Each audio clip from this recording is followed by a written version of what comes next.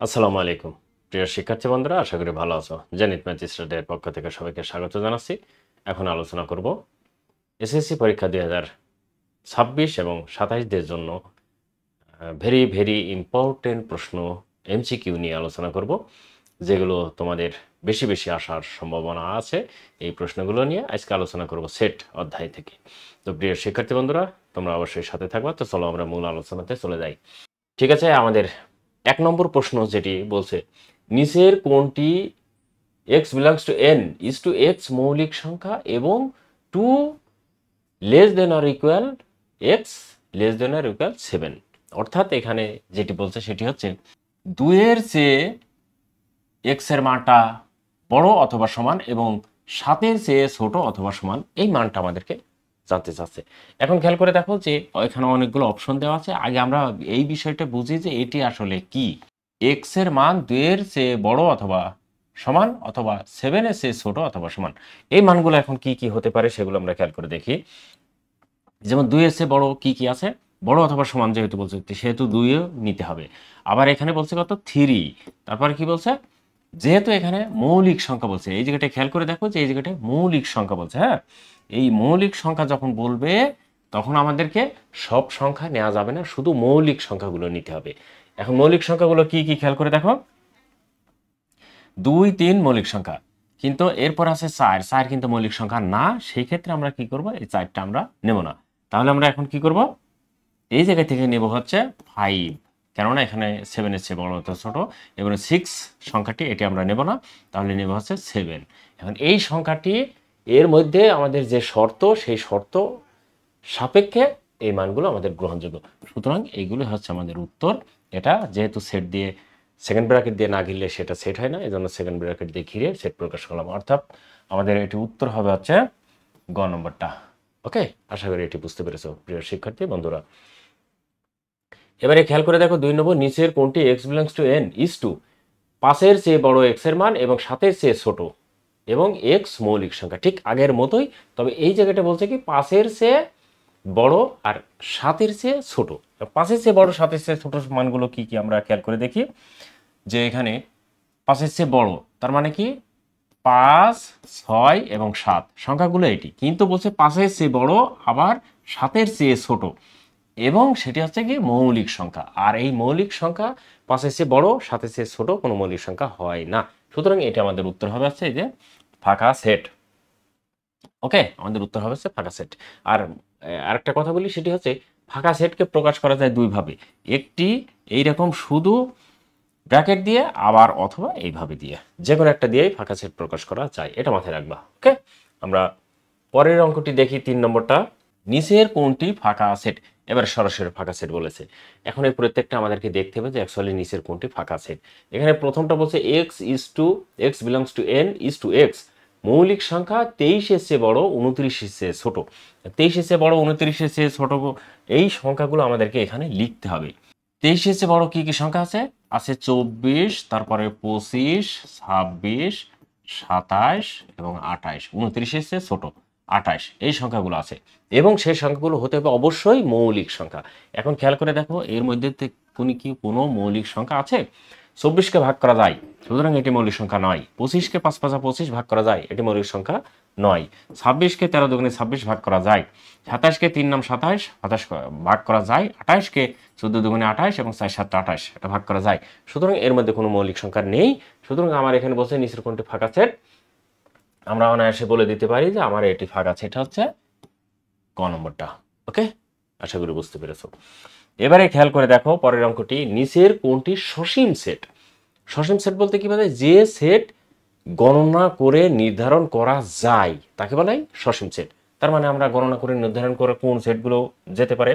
যেমন আমরা যদি বলি গণনা করে নির্ধারণ করা যায় 1, 2, 3 একটি সেট। দেখো তো এই 3টি সেট এটি গণনা করে নির্ধারণ করা যাচ্ছে না, অবশ্যই যাচ্ছে। এইটা হচ্ছে সসীম সেট। তাহলে আমাদের এখানে এখন খুঁজতে হবে কোনগুলো সসীম সেট। সরি, দেখো x belongs to N Z, x belongs to Z, x belongs to Z মানেটা কি, জেড হচ্ছে পূর্ণ সংখ্যা, মনে রাখবা জেডটা হচ্ছে সবসময় পূর্ণ সংখ্যা। আর পূর্ণ সংখ্যা কাকে বলে এটি কিন্তু আমাদেরকে জানতে হবে। পূর্ণ সংখ্যা হচ্ছে সকল মাইনাস ডট ডট মাইনাস -1 পর্যন্ত দিলাম 0 1 2 3 ডট ডট ডট। তার মানে কি শূন্য সহ সকল ধনাত্মক এবং ঋণাত্মক মানগুলোকে বলা হয়েছে পূর্ণ সংখ্যা, আর এটিকে প্রকাশ করা হয়েছে জেড দ্বারা। এখন বলছে এই পূর্ণ সংখ্যা 2 এর চাইতে বড়, তার মানে 2 আমার এখানে আছে, এর চাইতে বড় তো অসংখ্য সংখ্যা হতে পারে, তার মানে এটা কি সসীম সেট নয়, এটি হচ্ছে আমরা মানটা নিতে পারবো না।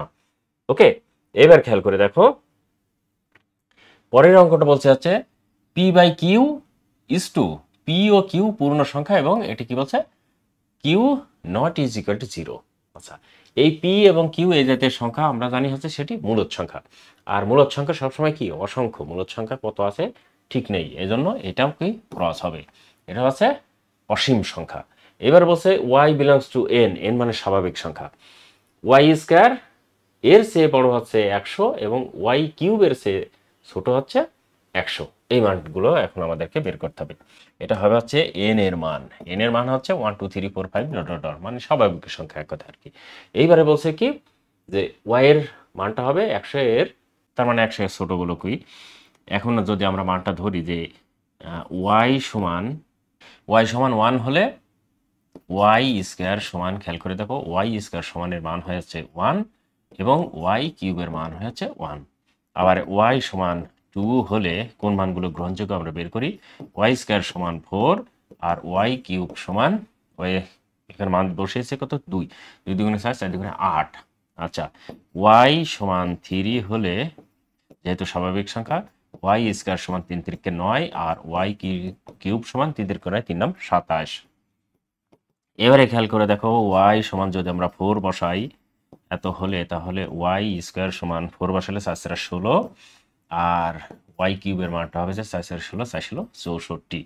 এবারে দেখো ওয়াই সমান যদি একই রকম 5 বসাই, সেক্ষেত্রে ওয়াই স্কয়ার সমান 25 আর ওয়াই কিউব সমান 125। বেশি হয়ে গেল, আমাদের কিন্তু শর্ত আছে 100 পর্যন্ত, ঠিক আছে। এখন খেয়াল করে দেখো যে ওয়াই স্কয়ারের মান 100 এর নিচেই আছে কোনগুলো, এই যে মানগুলো এই পর্যন্ত ওয়াই স্কয়ারের মান 100 এর নিচে আছে, এই যে দেখো সবগুলো, কিন্তু আমার ওয়াই স্কয়ারের ওয়াই কিউবের মানটা এই জায়গাটায় 25 পর্যন্ত হয়ে গেল, তার মানে আমাদের মান গ্রহণযোগ্য হবে আছে এইগুলো, ঠিক আছে। এইগুলো যে 100 এর চেয়ে 100 এর যে মানটা আছে ওয়াই কিউবের চেয়ে ছোট, ওকে, তার মানে আমাদের এখানে গ্রহণযোগ্য মান হবে হচ্ছে এই লিমিটেশন, এইগুলো এই যে এই মানগুলো আমাদের গ্রহণযোগ্য মান হবে, তার মানে এই যে এই দুইটা, ওকে, এই তিনটা, তার মানে 1 2 3 4। এখন এটা দেখো যেহেতু নির্দিষ্ট মান পেয়ে গেছি সেক্ষেত্রে এটা সসীম, তার মানে আমাদের উত্তরটা কিন্তু আমরা পেয়ে গেছি, ওকে, এটা আমরা লিখতে পারি যে সসীম, ওকে, হয়ে গেল। পরেরটা এখন বলছে জেড পূর্ণ সংখ্যা এত এত, এগুলো কিন্তু হবে না, এগুলো দেখাই যাচ্ছে যে এর মানগুলো অসীম হতে পারে, কেননা এটা প্লাস মাইনাস, ওকে, যে 5 এর চেয়ে বড় আবার বলছে 36 এর চেয়ে ছোট, ঠিক আছে, তার মানে আমরা মান উত্তরটা পেয়ে গেছি।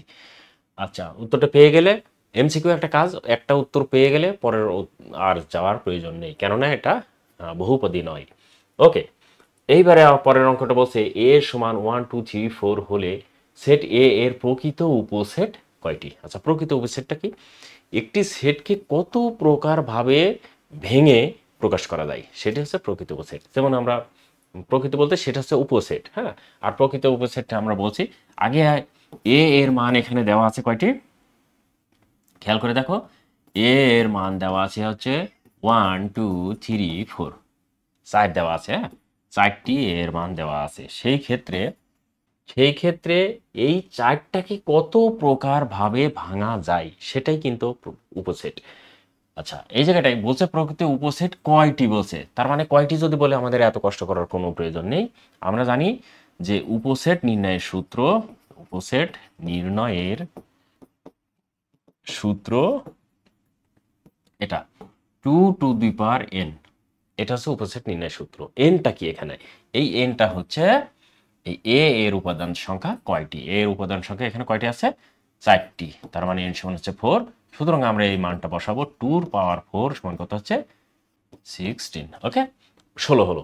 কিন্তু এখানে বলছে প্রকৃত উপসেট, প্রকৃত উপসেট হলে অবশ্যই যে এই যে একটি সেট এই সেটটা বাদ যাবে, তার মানে এটি হবে হচ্ছে প্রকৃত উপসেট নির্ণয়ের সূত্র হচ্ছে 2 টু দি পাওয়ার n -1, সেক্ষেত্রে আমার এখানে -1 হয়ে যাবে, তার মানে এখানে -1 হবে, এখানে -1 হবে, সুতরাং এই উত্তর হবে হচ্ছে আমাদের 15। ঠিক আছে, এটা তার মানে আমরা এখানে সংক্ষিপ্ত আকারে মনে রাখবো কি, এই জায়গাটা মনে রাখবো হচ্ছে যে আমাদের প্রকৃত উপসেট নির্ণয়ের সূত্র হচ্ছে, এখানে লিখবো যে প্রকৃত উপসেট, হ্যাঁ প্রকৃত উপসেট নির্ণয়ের সূত্র 2n-1, আর শুধু উপসেট নির্ণয়ের সূত্র হচ্ছে 2n। এখন যেটা পরীক্ষা আসবে সেটা। ওকে, তার মানে আমাদের এখানে উত্তর হচ্ছে 15টা, 15 কই এই যে এখানে বলছে এ সমান একটি সেট দেওয়া আছে, বি সমান সেট দেওয়া আছে, তাহলে এ ইন্টারসেকশন বি সমান এখানে একটি মান দেওয়া আছে।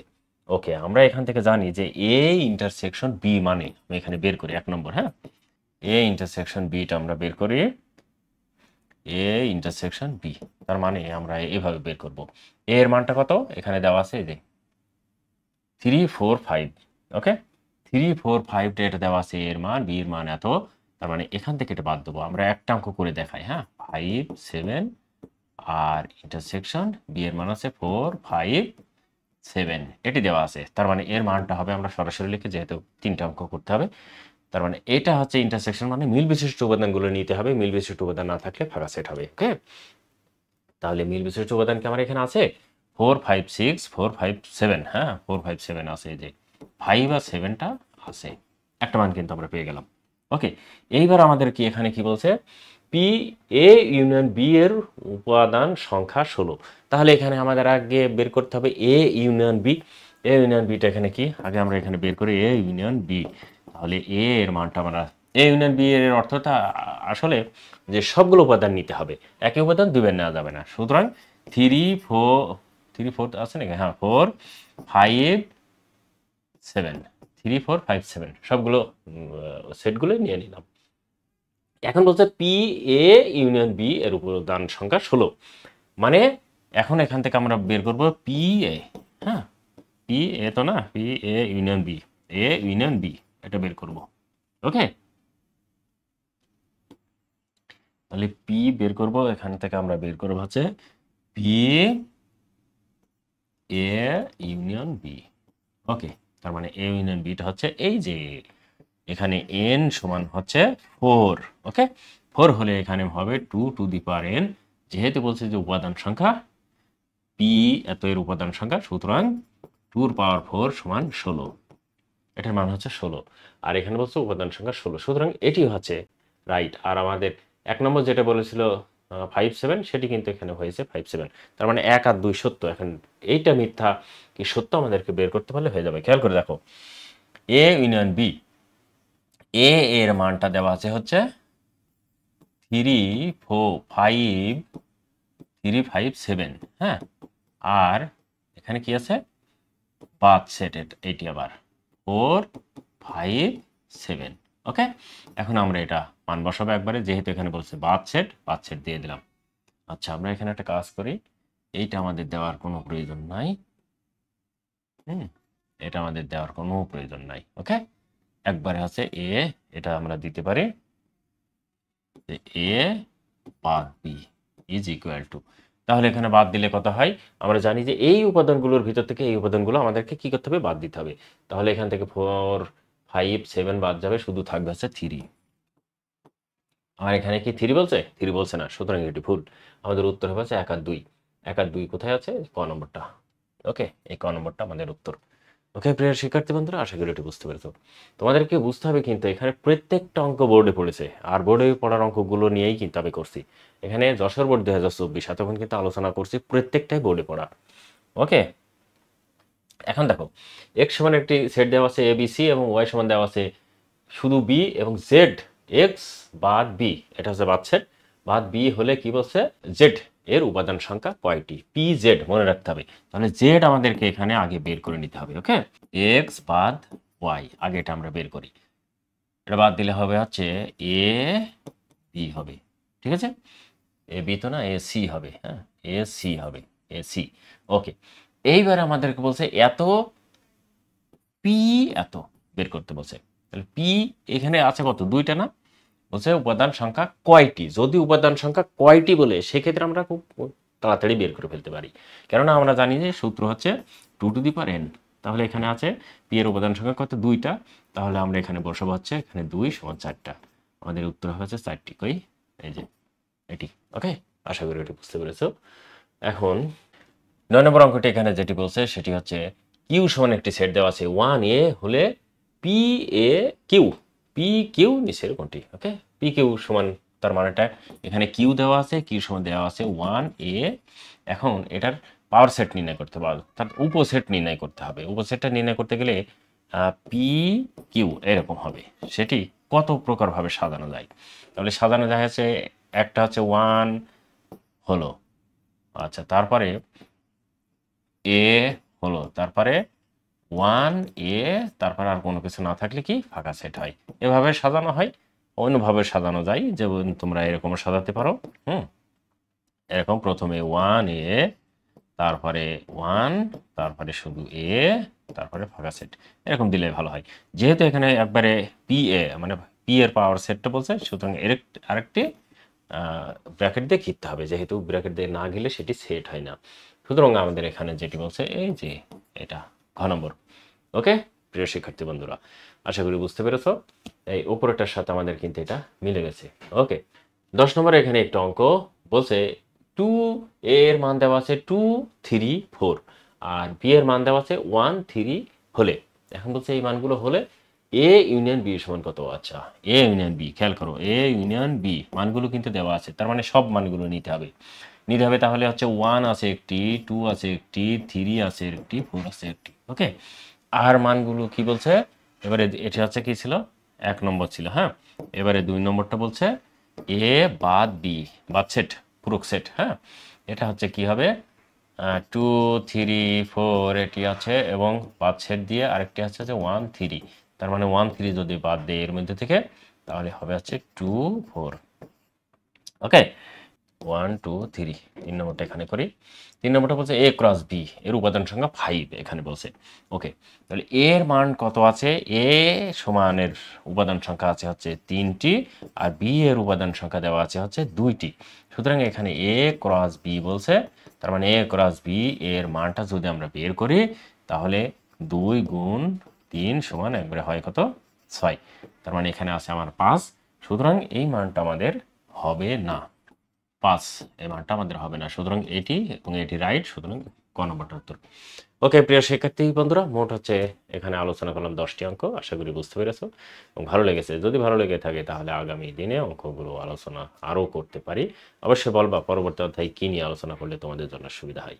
তোমরা ভালো থাকো, সুস্থ থাকো, তোমাদের মঙ্গল কামনা করে আজকের মতো কন্টেন্ট শেষ করছি। আল্লাহ হাফেজ।